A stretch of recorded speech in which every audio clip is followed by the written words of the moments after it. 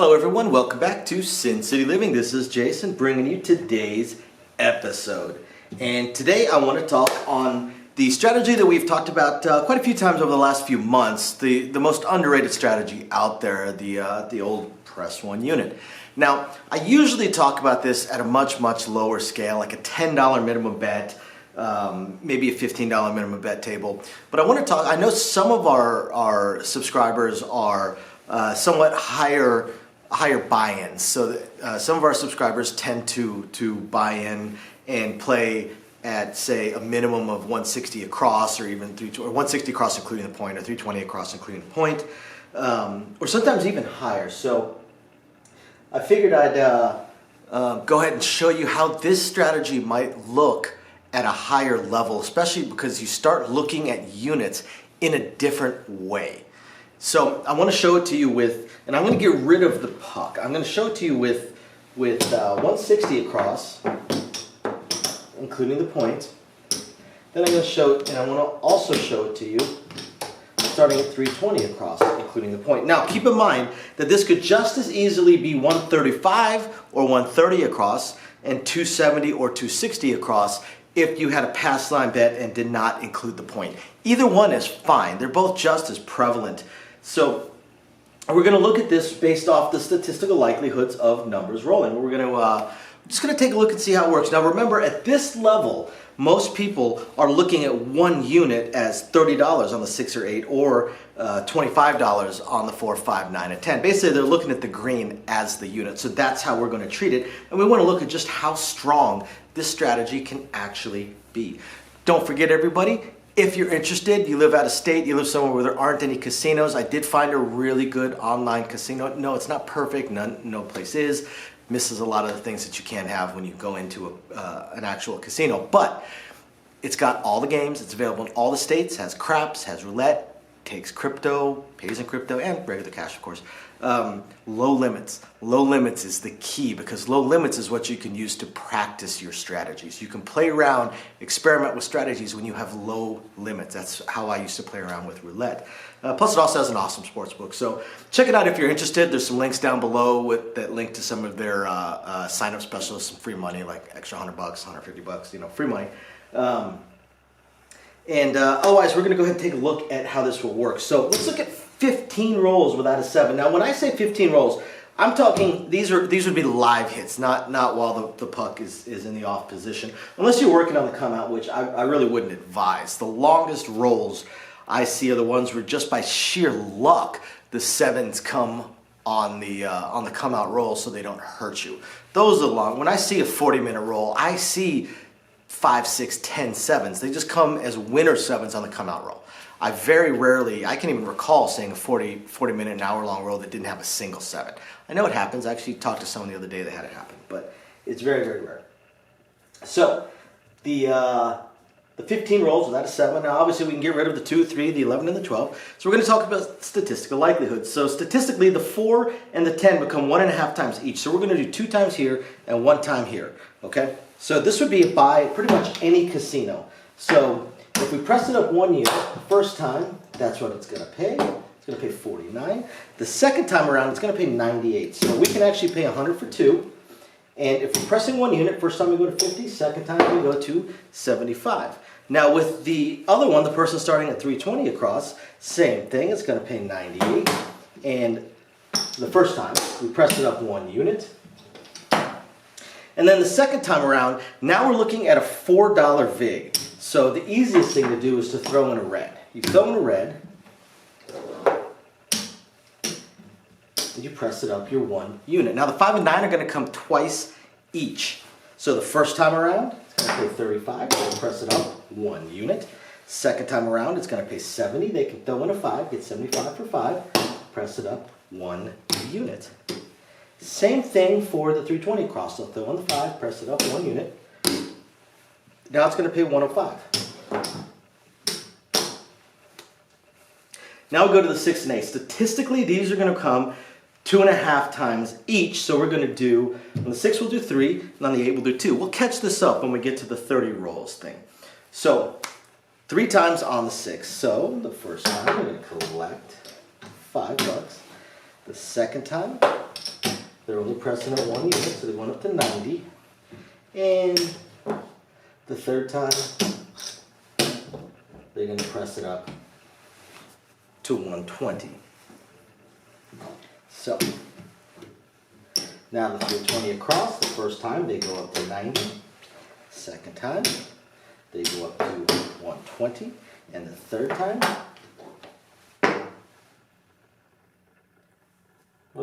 yeah, that's right. They go up to 150. So we're going to do the exact same thing with the 8, only it's hitting twice in our scenario here. So, oops, what am I doing? There we go. First time go to 60, second time go to 90. And now once again we're looking at the 320 across player. Let's clear some of this up.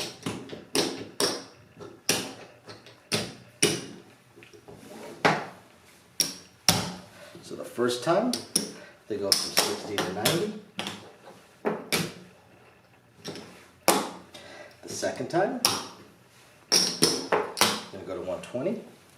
And they're done. Because again, 2.5 times, so we'll just do 2 times there. So the 5 and 9, as we already know, going to come twice. So the first time, second time they can throw in the red to go up. And then first time, throw in the red, up 1. Second time. So, like we said, with the 10, it's only going to hit once in this scenario. So they'll throw in a buck, go to 50. The other player will throw in 2 bucks, go to 75. So, there we go. Now let's clean this up a little bit.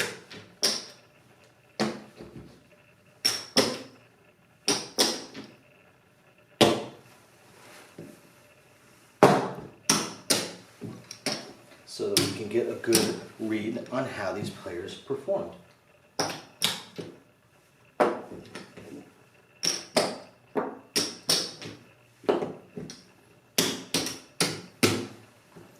Alright, so after 15 rolls without a 7, just at the press 1 unit scenario, a player starting with 160 across, including the point, would have $396 in their rail. $396 in their rail. Plus they've got, let's see here, 150, 225, 275, 365, 385, $485 on the table. So they've got their 396 plus 485. So they've got over $800 sitting, $800 available to them after starting with 160 across and catching what would be functionally between a 10 to 12 minute roll most likely. Now the player that started with 320 across, including, would have $857 in front of them. $857 in front of them plus 2, 3, 450, 570, 645, $645 also available to them on the table. So that's not too shabby. That's not too bad at all. This just really shows just how underrated this strategy is. So let's look at it going to 30 rolls without a 7. So the 4 is only going to come 1 time this time. Right? So we will pay it, they can throw in $5 to get paid $151. We're actually going to pay it $201 for 50 because they're going to 100 here. So that's the first time. So this player throws in their $5 big for get paid $200 and then throws in the green so they can just press it up themselves. All right, so that's the 1 hit. So again, the 5 and 9 they hit 2 times for every 15 statistically. Right. So right over here, we're going to press it up the first time, and the second time they can throw in, just to clean it up, they'll throw in $60 for 200, and then they'll just press it themselves. So this player doesn't really have the $60 thing. So the first time they get paid for the 140, press themselves up. The second time they're going to get paid 175, press it up 1 unit, and they are done.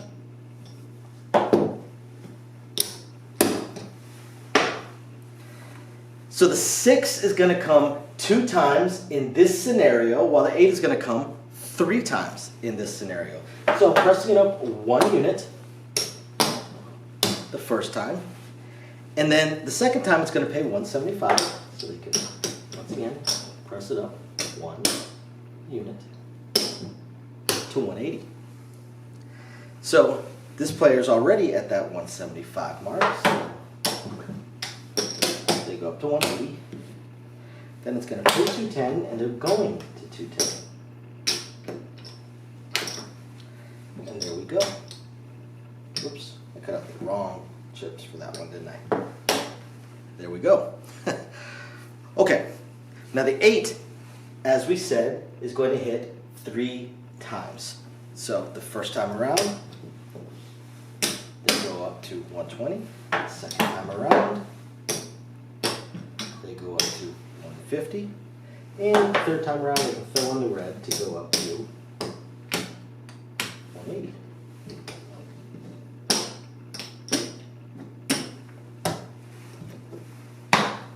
Just cleaning this up real quick.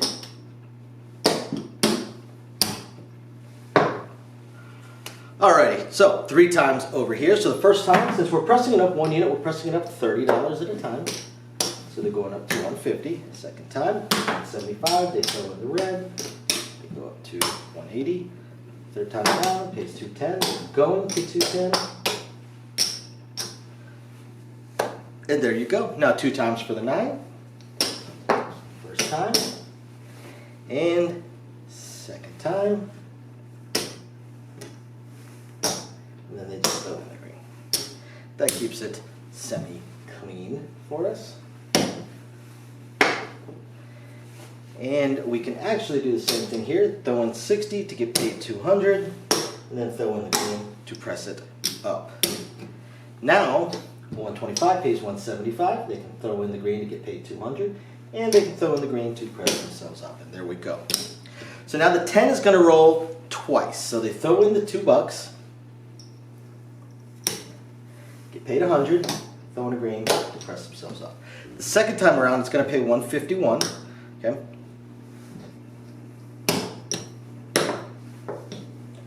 So they can throw in a 5 for the VIG, so they don't get too many more dollars. We'll pay 201 for the 50 right here, because they're going to 100. And there we go. Now we're going to do something very, very similar over here. 201 for 50. Ah, I keep grabbing the wrong color. Wait. Yeah, 201 for 50. So they go to 100. Now they can throw in 5, get paid 200, and throw in their own green. So let's see where they are at.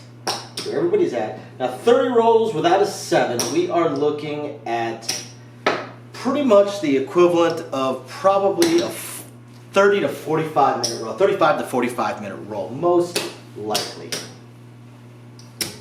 So after such an outstanding roll, this is once a night roll, well actually once every 2 or 3 nights roll possibly.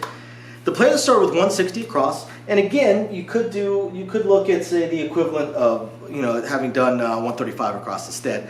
They have $1,686 in their rack. They have banked $1,686 plus what they have on the table, which is 200 plus 250, so 450. Plus 360, so $810. So they have just shy of $1,700, plus they have $810. So they basically have $2,500 available to them, $2,500, just pressing 1 unit. Meanwhile, the other player has $2,608 sitting in their rack that they have banked, just pressing it 1 unit at a time. It's amazing what this can do. Now, I'm not going to bother doing this out to 45 rolls and 60 rolls out of 7 because you guys kind of see how this builds up on itself. They'd have thousands and thousands more every 15 minutes that this continues going on. So, hope you guys find this interesting, illuminating, enlightening, or at the very least, just plain fun. Thank you, everybody, for watching. We will catch you next time. Bye now. Thank you everybody for watching today's video, and as promised, a little bit more detail on things that we are working on. So again, we want to continue trying to expand the channel. We're really hoping to be able to add roulette as soon as possible, and then some video keno, video slots, stuff along those lines. unfortunately, it ate up almost all of our cash, paying off all of our bills during the month of January while we were down. And now that the holidays have ended, YouTube's payouts have dropped significantly. So we're kind of treading water here as far as all that goes. Do have a lot of things we want to add, though. Not just those things, those additional games, and hopefully some carnival games and such like that, but the live streams. The biggest problem right now with the live streams is with 3 jobs combined between the 2 of us, 4 if I include the 20 to 30 hours a week I'm putting into the YouTube channel. It's very, very difficult for me to have a day and time that I can commit to doing the live stream every single week, because we also have our very young child to take care of. But I'm trying to figure that out. I'm thinking it's probably going to end up being on Monday nights or Tuesday afternoons, or possibly both. I intend to do at least one live stream exclusively for our patrons, and then another one on the YouTube channel. So possibly both days. We also have a few other things that we really want to attempt to move forward on. I'm just running into either time or skill set issues. I do want to eventually have a website going for us. I did used to program websites over a decade ago. A lot of things have changed, and I just don't have that time. And not a whole lot of knowledge on the current state of